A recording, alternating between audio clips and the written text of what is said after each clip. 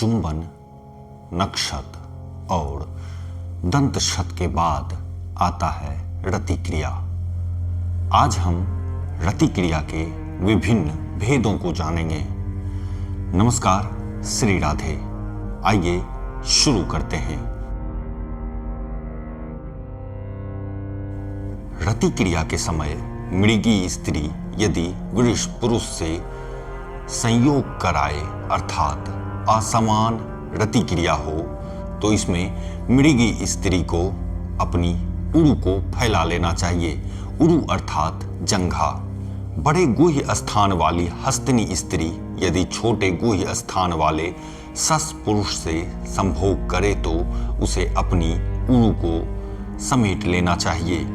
यदि स्त्री और पुरुष के गुह्य स्थान समान हो तो स्त्री को अपनी उरु को फैलाने या सिकोड़ने की आवश्यकता नहीं होती है।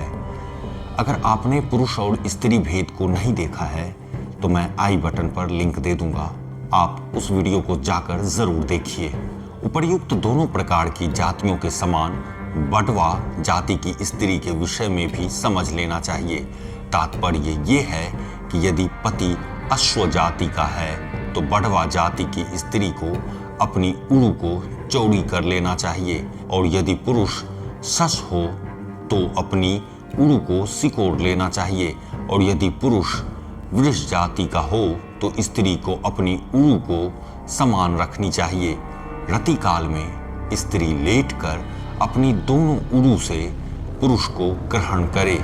यदि पुरुष की गुप्तेंद्रिय छोटी होती है और उससे स्त्री की भोगेच्छा शांत नहीं होती तो वो अपनी वासना की तृप्ति के लिए कृत्रिम वस्तु का प्रयोग करती है।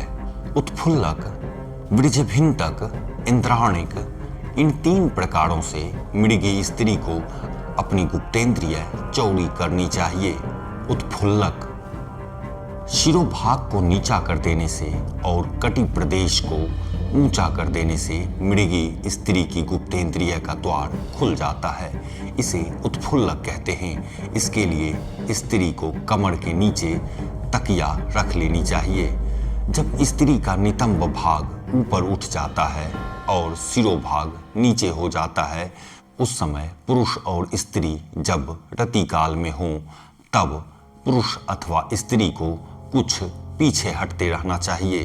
विजृभिंतक स्त्री की उरु को फैलाकर खूब ऊंचे उठा लेने से उसकी गुप्तेंद्रिय चौड़ी हो जाती है। उस समय पुरुष अपनी गुप्तेंद्रिय को तिरछी करके स्त्री के गुप्तेंद्रिय में प्रवेश कराए। इसे विजृंभिंतक कहते हैं। इंद्राणिक, इस रति विधि को सर्वप्रथम इंद्राणी ने किया था, इसलिए इसका नाम इंद्राणी पड़ा। कुछ दिनों के अभ्यास के बाद ये विधि अभ्यस्त होती है।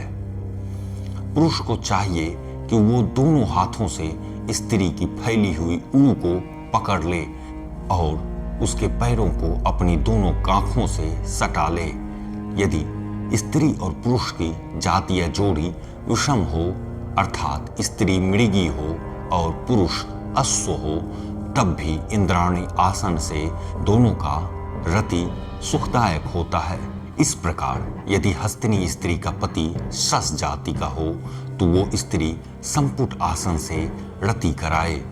नीच और नीचतर रत में संपुटक, पीडितक, वेष्टितक और वाडवक 4 प्रकार के उपवेशन होते हैं। जब पति और पत्नी दोनों अपनी अपनी पैरों को सामान्यतया सीधे पसार कर परस्पर मिला लें तो उसे संपुटक कहते हैं। संपुटक के 2 प्रकार होते हैं, पार्श्व संपुटक और उत्तान संपुटक।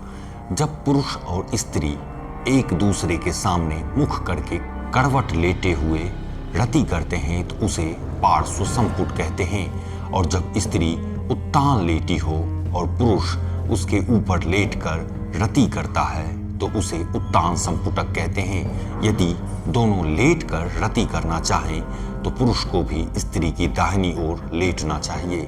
रति की ये विधि सभी प्रकार के स्त्री पुरुषों के लिए समान होती है। सोते हुए पुरुष स्त्री को अपनी बाईं ओर सुलाए यही आम तौर पर रिवाज है।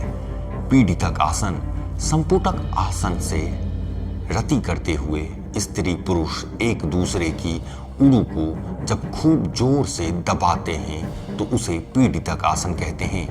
वेष्टितक आसन जब स्त्री अपनी गुप्तेंद्रिय को अधिक सिकोड़ने के लिए एक उरु को दूसरी उरु पर रख लेती है तो उसे वेष्टितक कहते हैं।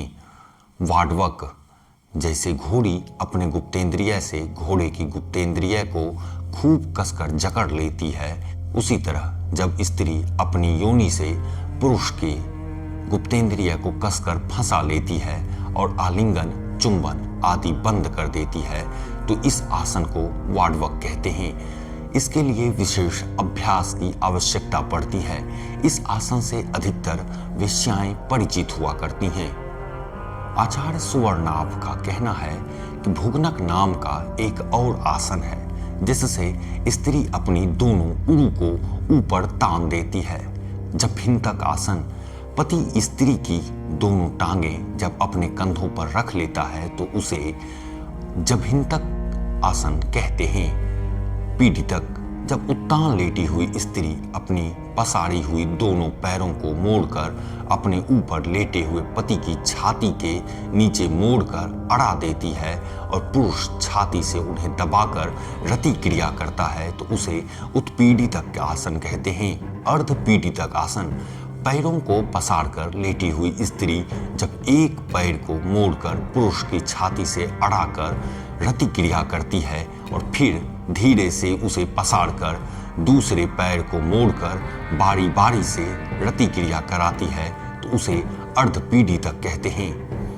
वेणु विदारितासन जब लेटी हुई स्त्री अपने ऊपर लेटे हुए पुरुष के कंधे पर एक पैर रखे और फिर पहली पैर को पसारकर दूसरे पैर दूसरे कंधे पर रखकर रति क्रिया करती हो तो उसे वेणु विदारितासन कहते हैं। शूलाचितक जब स्त्री एक पैर को पुरुष के सिर पर रखकर दूसरी को पसारकर रति क्रिया कराती है और फिर दूसरे पैर को सिर पर रखकर पहली को पसारकर क्रमशः रति क्रिया कराती है तो उसे शूलाचितक कहते हैं। ये आसन भी अभ्यास से सिद्ध होता है। काड़कटक आसन जैसे केकड़ा अपने पांवों को सिकोड़ता है उसी प्रकार लेटी हुई स्त्री अपने पैरों को सिकोड़कर पुरुष की नाभि में सटाकर जब रति क्रिया कराती है तो उस आसन को काड़कटक आसन कहते हैं। पीड़ितक आसन लेटी हुई स्त्री जब अपनी एक उरु से दूसरी उरु को खूब जोर से दबाकर रति क्रिया कराती है तो उस आसन को पीड़ितक आसन कहते हैं। पद्मासन चारपाई पर लेटी हुई स्त्री जब अपने बाएं पैर को दाहिने पैर के जोड़ में तथा दाहिने पैर को बाएं पैर के जोड़ में रखकर रति क्रिया कराती है तो उसे पद्मासन कहते हैं। आज के एपिसोड को हम यहीं पर समाप्त करते हैं। आप तब तक अपना प्यार बाबा लोचन दास चैनल पर यूं ही बनाए रखें। आगे आने वाले वीडियो में हम और भी रति क्रिया के आसन के बारे में जानेंगे। तब तक के लिए श्री राधे।